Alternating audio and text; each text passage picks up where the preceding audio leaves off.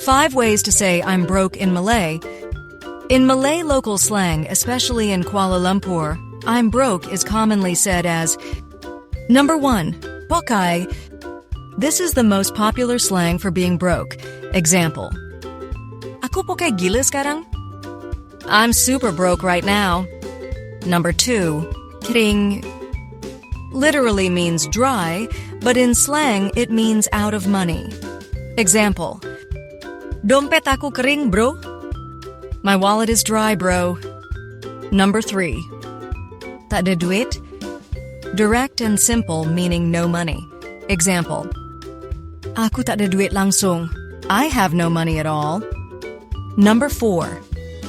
Hujung bulan nazak literally means end of the month struggling. Example. Gaji belum masuk, hujung bulan nazak. Salary isn't in yet, end of the month struggle. Number 5. Duit cukup beli angin je. Money is only enough to buy air. If you're talking to locals in KL saying, Pokai gila, or Dompet aku kering, will sound the most natural.